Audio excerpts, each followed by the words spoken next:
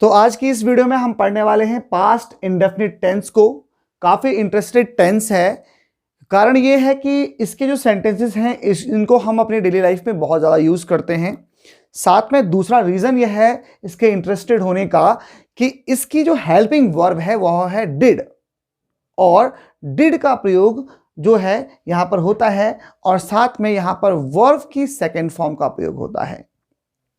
अब आप बोलेंगे कि यह इंटरेस्टेड क्यों है? क्योंकि पूरे टेंस चार्ट में केवल और केवल यही एक भाग है जिसमें वर्ब की सेकंड फॉर्म का यूज होता है, वरना हमारी वर्ब की जो सेकंड फॉर्म्स हैं इनका यूज कहीं नहीं होता है, सिर्फ और सिर्फ होता है पास्ट इंडेफिनिट टेंस में।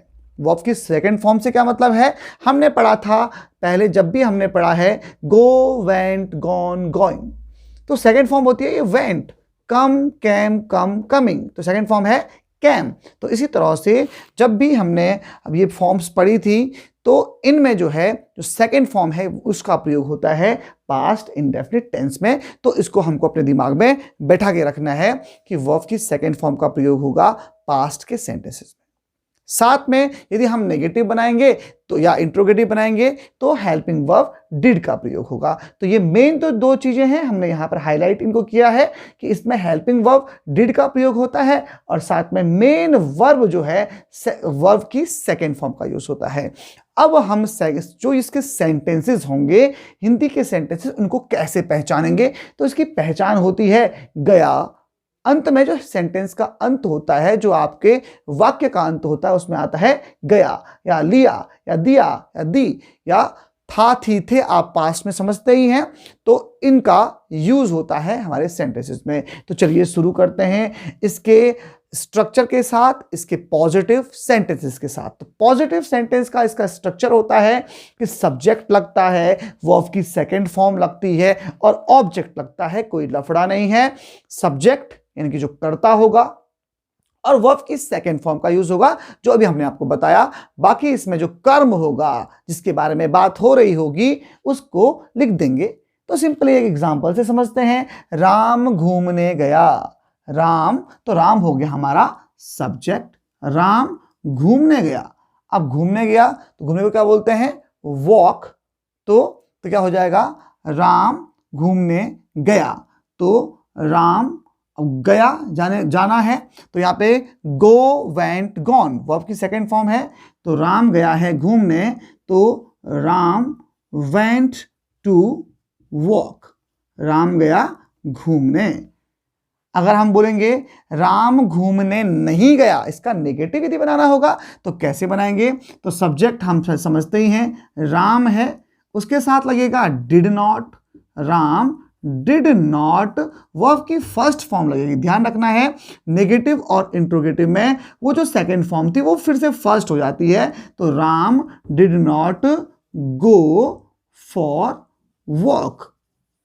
तो इस तरीके से हमने इसको बनाया नेगेटिव सेंटेंस। अगर हमको इसको इंट्रोगेटिव बनाना होगा तो हम इस डिड को आगे ले जाएंगे, तो क्या बनेगा? Did Ram go to walk, तो यहां पर लग जाएगा क्वेश्चन मार्क।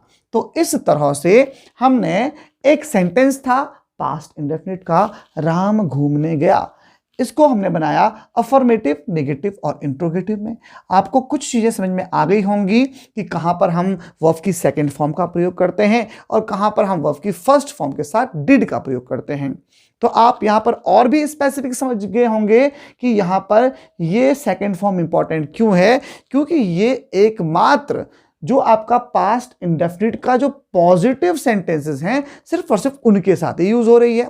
बाकी नेगेटिव और इंट्रोगेटिव के साथ फिर से वही फर्स्ट फॉर्म यूज हो रही है। तो चलिए और एग्जांपल्स को देखते हैं और अच्छे से अपने कंसेप्ट को क्लियर करते हैं और अच्छे से समझते हैं इस टॉपिक को। तो मैं स्कूल गया, गया यानी कि मैं पास्ट में गया, ये काम हो चुका है। तो ध्यान रखेंगे हम पास्ट की बात कर रहे हैं यानी कि हम भूतकाल की बात कर रहे हैं। तो मैं यहां पर सब्जेक्ट है तो आई होगा, गया यहां पर वर्ब है तो आई वेंट टू स्कूल, मैं कहां गया? स्कूल गया।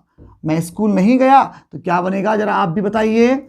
आई did not go to school, मैं स्कूल नहीं गया। अब अगर बनाएंगे क्या मैं स्कूल गया, तो did I go to school. तो मुझे उम्मीद है कि अब आपको बहुत आसान लगने लग गया होगा और आप सोच रहे होंगे कि इस वीडियो को आप क्विट कर दिया जाए, हमको तो सारे के सारे रूल्स अब आ गए हैं, अब तो इसको पूरा देखने की ज़रूरत ही नहीं है। लेकिन थोड़ा और रुक जाइए, कुछ 2-4 एग्जाम्पल हैं, 2-3 मिनट में ये खत्म हो जाएंगे और उसके बाद आपका कंसेप्ट जो है पूरी तरह से क्लियर हो जाएगा और दोबारा आपको इस तरह के पास्ट इंडेफिनिट टेंस की वीडियो को देखने की ज़रूरत नहीं पड़ेगी भविष्य में। तो थोड़ा सब्र कीजिए और इन कुछ एग्जाम्पल्स को करते हैं, उसके बाद हम आपको और भी एग्जाम्पल प्रैक्टिस करने के लिए देंगे, तो ये आपके लिए और भी अच्छा हो जाएगा। तो चलिए देखते हैं अगला एग्जाम्पल। उसने कपड़े धोए, उसने वो ही भी हो सकता है, सी भी हो सकती है, तो चलिए हम ही कर देते हैं कि उसने कपड़े धोए, तो ही वॉश्ड, कपड़े धोए तो वॉश की सेकेंड फॉर्म होती है ही वॉश्ड, ईडी लग जाता है, ही वॉश्ड हिज क्लोथ्स, अपने कपड़े धोए या फिर कपड़े धोए तो ही वॉश्ड हम बता देते हैं, सिर्फ और सिर्फ इसमें जो है ऑब्जेक्ट लिख देते हैं क्लोथ्स, ही वॉश्ड क्लोथ्स, उसने कपड़े धोए। कपड़े नहीं धोए तो ही डिड नॉट।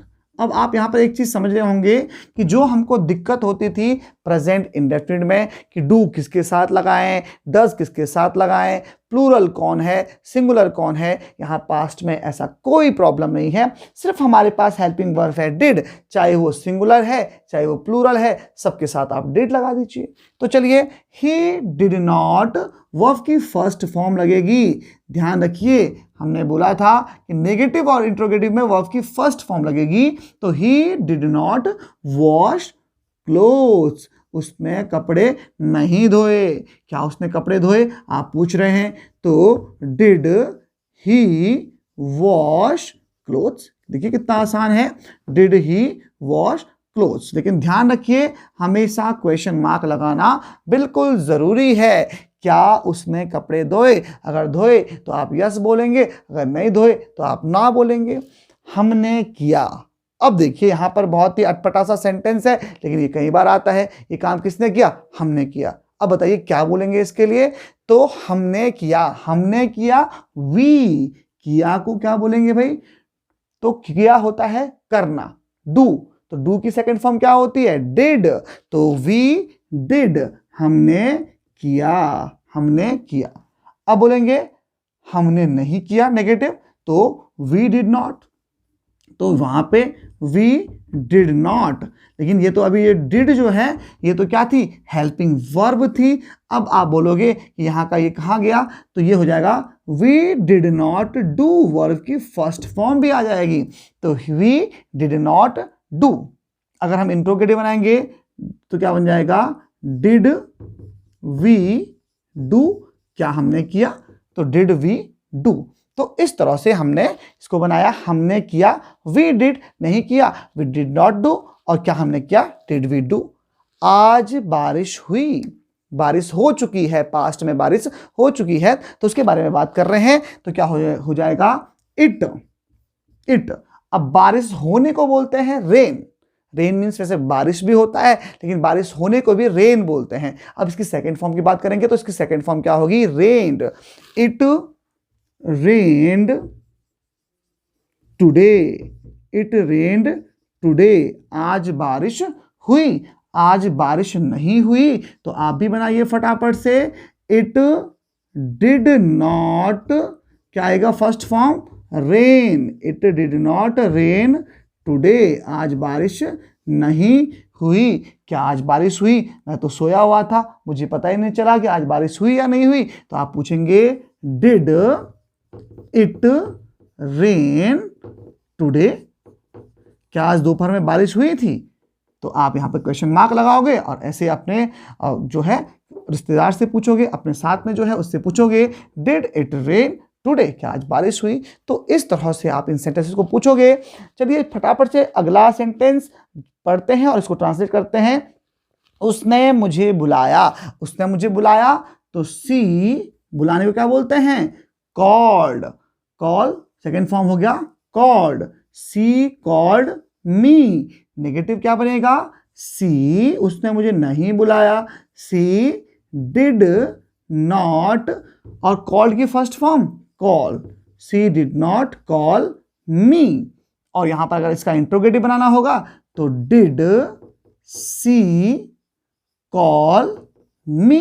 देखिए बिल्कुल आसान है, जितने आप एग्जाम्पल्स करोगे, जितने आप प्रैक्टिस करोगे, उतने आपके कंसेप्ट क्लियर होंगे, आप अपने डेली लाइफ में इनको यूज कर पाएंगे। तो चलिए आज का अंतिम सेंटेंस यहां पर डिस्कस करते हैं और इसके बाद आपकी इस वीडियो को समाप्त करते हैं और आपको बोर भी नहीं करते हैं। तो चलिए, हमने गाना गाया, हमने वी सिंग सैंग संग।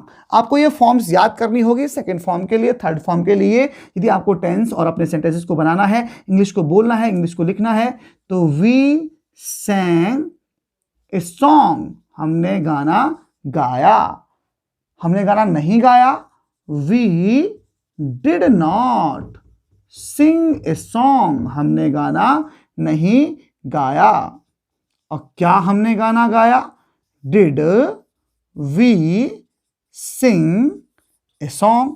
बस इतनी सी बात है, कोई कठिन नहीं है। और अगर माना जाए तो टेंस चार्ट का सबसे ज्यादा टफ भी इसी को मानते हैं। पता नहीं क्यों मानते हैं, लेकिन मानते हैं।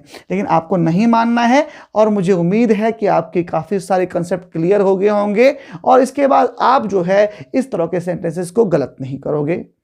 अब जो है मैं आपको कुछ और एग्जांपल्स दूंगा, आपको इनको भी कन्वर्ट करना है और इनको भी हमको कमेंट में लिख करके बताना है कि आपको सचमुच में समझ में आया या फिर आपने इतना अपना टाइम वेस्ट किया। तो फिलहाल आज की वीडियो में इतना ही, मिलते हैं नेक्स्ट पार्ट में। नेक्स्ट पार्ट होगा पास्ट कंटिन्यूअस टेंस का।